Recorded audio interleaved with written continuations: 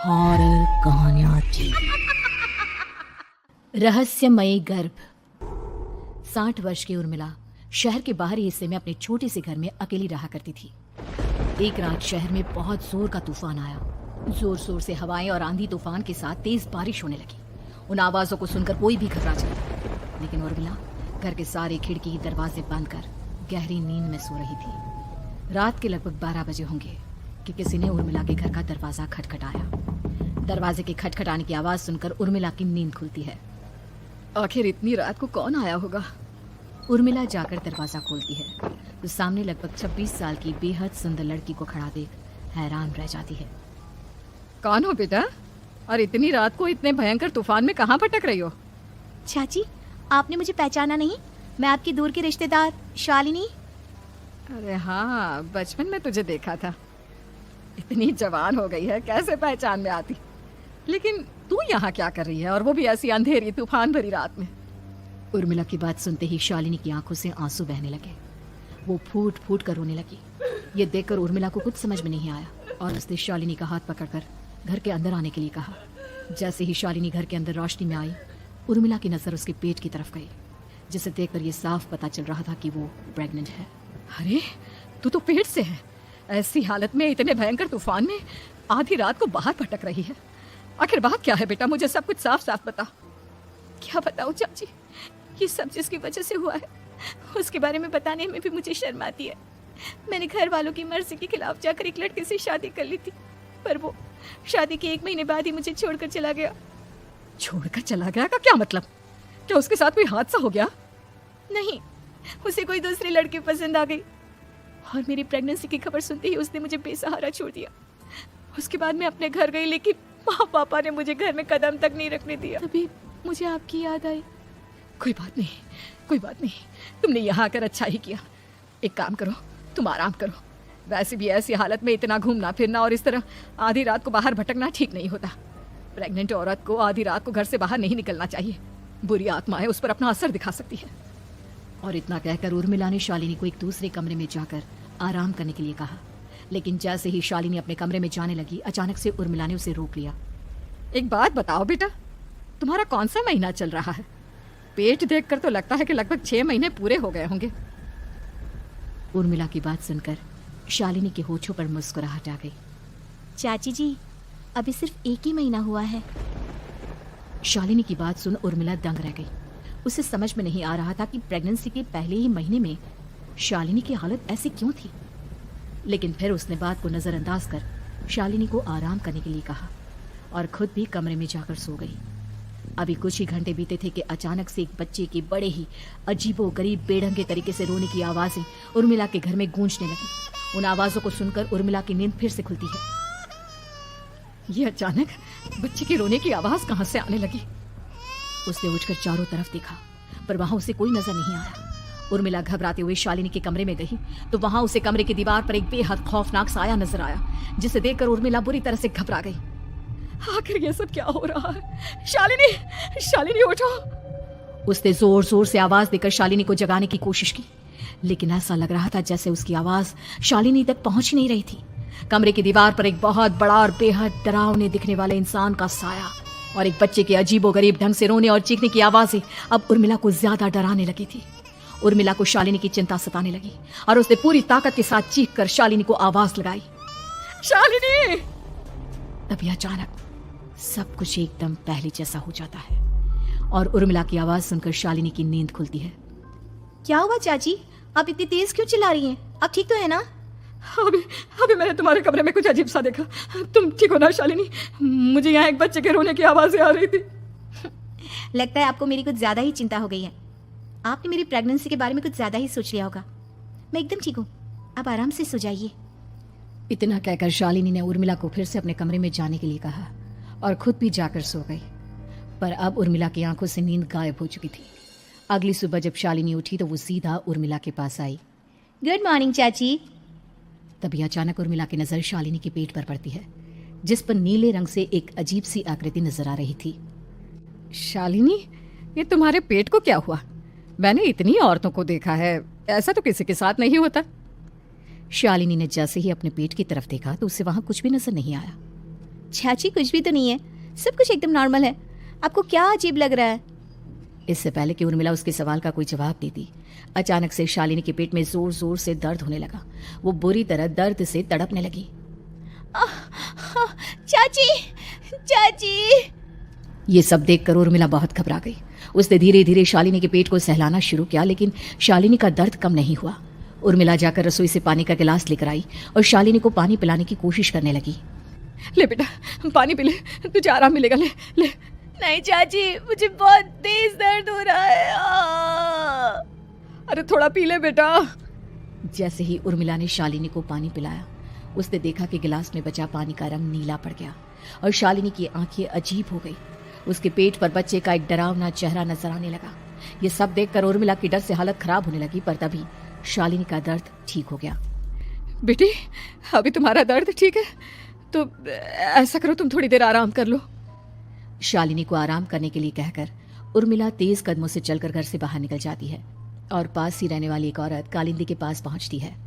अरे उर्मिला बहन, बड़े दिनों बाद दिखाई दी, क्या हुआ? बहुत घबराई हुई सी लग रही हो, सब ठीक तो है ना? क्या बताओ कालिंदी बहन, मेरी एक दूर की रिश्तेदार आई हुई है। वो पेट से है और उसके साथ ना अजीब अजीब चीजें हो रही है। अब उर्मिला सारी बात कालिंदी को बताती है, जिसे सुनने के बाद काले जादू और तंत्र विद्या की माहिर कालिंदी एक ताबीज बनाकर उसे देती है। बहन, मुझे शालिनी पर किसी बुरी आत्मा का साया लगता है। ये ताबीज ले जाओ, आज रात को 12 बजे उसे पहना देना, फिर सब ठीक हो जाएगा। उर्मिला ताबीज लेकर घर वापस आती है और अब आधी रात के होने का इंतजार करने लगती है। जैसे ही आधी रात होती है, वो नींद में सोई शालिनी को ताबीज पहना शांति से अपने कमरे में आकर अपने पलंग पर लेट जाती है। अब सब ठीक हो जाएगा।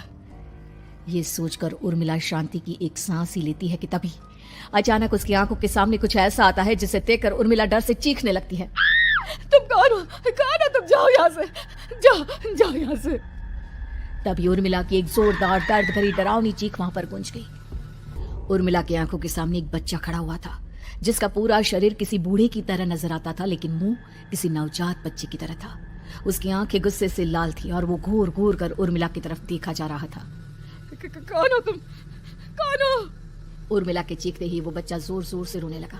घबराकर उर्मिला ने अपने हाथों को अपने कानों पर रख लिया। उसकी समझ में नहीं आ रहा है कि आखिर ये सब उसके साथ क्या हो रहा है। कौन हो तुम? कौन हो? क्या चाहते हो मुझसे? जाओ जाओ यहाँ से, आखिर तुम हो कौन? तभी अचानक से उर्मिला के पूरे घर में लाल रंग की रोशनी फैल गई। वो बच्चा धीरे धीरे कदमों से चलता हुआ उर्मिला की तरफ बढ़ने लगा। किसी नवजात पैदा हुए बच्चे के जैसे उसके रोने की आवाज अब उर्मिला के कानों में गूंज रही थी। लेकिन कुछ ही सेकंड में वो चुप हो गया और उसने बेहद खतरनाक आवाज में उर्मिला के सवाल का जवाब दिया। मैं वो हूँ जो अब तक पैदा नहीं हुआ, लेकिन जब मैं पैदा हो जाऊंगा तो वो होगा जो अब तक कभी नहीं हुआ। ये क्या कहना चाहते हो तुम?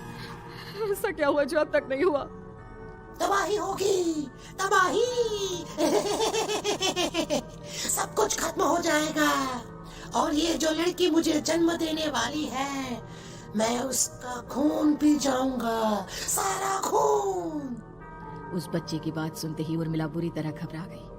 उसका एक बुजुर्ग आदमी जैसा शरीर, एक नवजात बच्चे जैसा चेहरा, ये दोनों ही बातें उर्मिला की समझ से बाहर थी। तभी वो बच्चा अचानक गायब हो गया। घर का माहौल फिर से पहले जैसा हो गया। लाल रंग की रोशनी भी अब गायब हो चुकी थी। उर्मिला दौड़कर शालिनी के कमरे में पहुंची, जहां वो गहरी नींद में सोई हुई थी, पर उसके गले का ताबीज गायब हो चुका था। उठो उठो शालिनी, उठो बेटा, मुझे तुमसे जरूरी बात करनी है। अरे चाची, क्या हुआ? इतनी रात को आप परेशान क्यों कर रही हैं? सब ठीक है ना? अभी जब तुम सो रही थी ना, तो मैंने तुम्हारे गले में एक ताबीज पहनाया था। कहाँ गया बेटा, बताओ मुझे। शालिनी ने चारों तरफ अपनी नजरें घुमाकर देखा, लेकिन वहां पर कोई ताबीज नहीं था। वह हैरानी से उर्मिला के चेहरे की तरफ देखने लगी। उसे समझ में नहीं आ रहा था कि आखिर उर्मिला किस ताबीज के बारे में बात कर रही थी।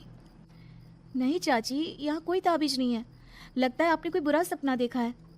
मैंने कोई बुरा सपना नहीं देखा। खैर छोड़ो, तुम अब सो जाओ, फिर सुबह बात करते हैं। डर और घबराहट की वजह से उर्मिला की आंखों से नींद तो जैसे बिल्कुल गायब हो गई थी।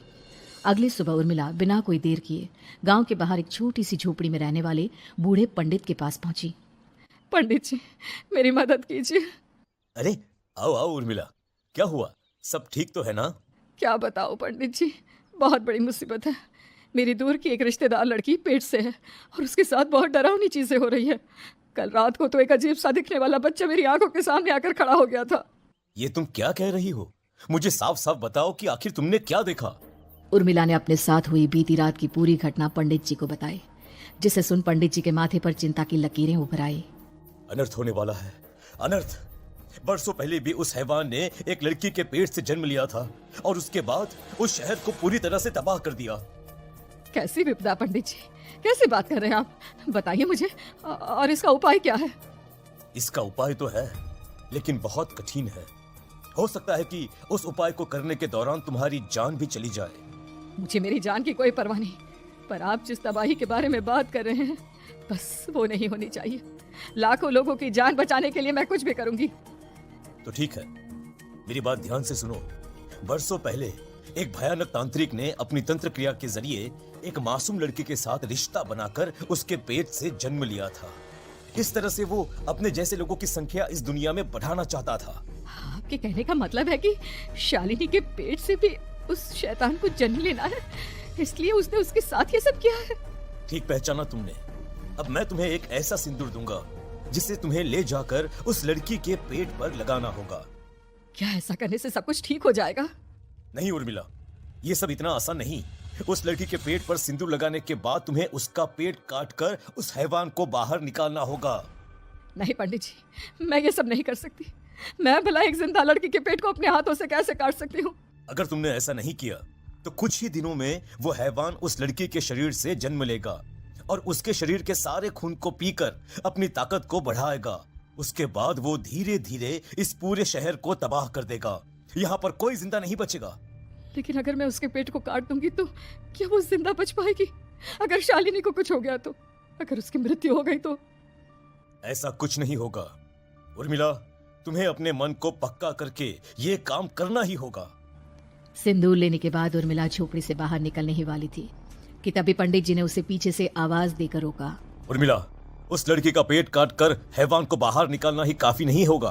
तुम्हें ध्यान रखना होगा कि ये सब करते हुए उस बच्चे का जो आधा बूढ़े का शरीर है उस पर सिंदूर की एक बूंद भी ना लगने पाए, क्योंकि अगर ऐसा हुआ तो वो तुम्हें और बाकी सबको कच्चा खा जाएगा।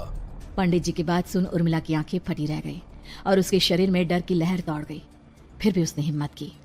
ठीक है पंडित जी, मैं पूरी कोशिश करूंगी कि मैं उस हैवान को वहीं के वहीं खत्म कर पाऊं। इसके बाद उर्मिला तेज कदमों के साथ घर वापस आती है। दिन बीतता है, रात का अंधेरा छाने लगता है। शालिनी खाना खाकर सोने चली जाती है और उर्मिला लगातार उसके गहरी नींद में सो जाने का इंतजार करने लगती है, जिसके बाद उर्मिला दबे कदमों से शालिनी के कमरे में पहुंच गई। मुझे ये करना ही होगा। अब उर्मिला ने धीरे धीरे शालिनी के पेट पर पंडित जी का दिया सिंदूर लगाना शुरू किया। उर्मिला के हाथ बुरी तरह से कांप रहे थे। उसके एक हाथ में चाकू था जिससे वो पेट काटने वाली थी। उर्मिला ने एक नजर शालिनी के चेहरे की तरफ देखा और फिर डरते हुए उसके पेट पर चाकू चलाना शुरू किया। कमाल है, मैं इसका पेट काट रही हूँ और ये आराम से सो रही है। इसे दर्द नहीं हो रहा क्या? तभी अचानक उर्मिला के कानों में बच्चे की रोने की आवाज सुनाई देने लगी। उसने घबराकर चारों तरफ देखा पर वहां पर कोई नहीं था, बस रोने की आवाज लगातार आ रही थी। उर्मिला बिना रुके लगातार शालिनी के पेट को काटती रही। उसे इस बात का भी ध्यान रखना था कि सिंदूर बच्चे के बूढ़े आदमी वाली शरीर के हिस्से पर ना लगे। कुछ ही देर में वो हैवानी बच्चा उर्मिला के हाथों में था। उसने बड़ी ही सावधानी से उस बच्चे को बाहर निकाला और पंडित जी के कहे अनुसार उसे घर से दूर जलाने के लिए ले गई। पर तभी उसके सामने वही बूढ़े शरीर और बच्चे के चेहरे वाला बच्चा आ गया। अपनी गोद में और सामने भी बच्चे को देखकर उर्मिला हैरान रह गई। मुझे मारोगी? मुझे इतनी हिम्मत कैसे आ गई तुम्हारी? तुम पैदा नहीं हुए हो और मुझे पता है जब तक तुम्हारा जन्म नहीं हो जाता तो मुझे कुछ नहीं कर सकते। इतना बोलते ही उर्मिला तुरंत उस बच्चे को घास के ढेर पर फेंक कर उसमें आग लगा देती है, जिसके तुरंत बाद वो बूढ़े आदमी के शरीर और बच्चे के चेहरे वाला अजीब तांत्रिक का भूत भी वहां से गायब हो जाता है। कुछ देर बाद उर्मिला घर पहुंचती है तो वो ये देखकर हैरान रह जाती है कि शालिनी का पेट अपने आप जुड़ चुका था। शुक्र है भगवान का और उन पंडित जी का, अब सब ठीक हो जाएगा। सुबह शालिनी सोकर उठती है तो अपना पेट देख पूरी तरह घबरा जाती है। चाची, चाची ये सब क्या हो गया? मेरा पेट अचानक कम कैसे हो गया? मेरा बच्चा कहाँ गया चाची? बेटी, वो बच्चा नहीं एक खतरनाक तांत्रिक था। जो तुम्हारी कोख से जन्म लेकर सबको मार देना चाहता था, वो पैदा होते ही तुम्हारी जान भी ले लेता। इसलिए मैंने पंडित जी के बताए उपाय से उसका खात्मा कर दिया है। अब सब ठीक है। शालिनी को उर्मिला की बात समझ में नहीं आती, जिसके बाद शालिनी को पूरी बात उर्मिला आराम से समझाती है। अब वो दोनों ही भगवान का शुक्र अदा करती हैं और एक साथ रहने लगती हैं।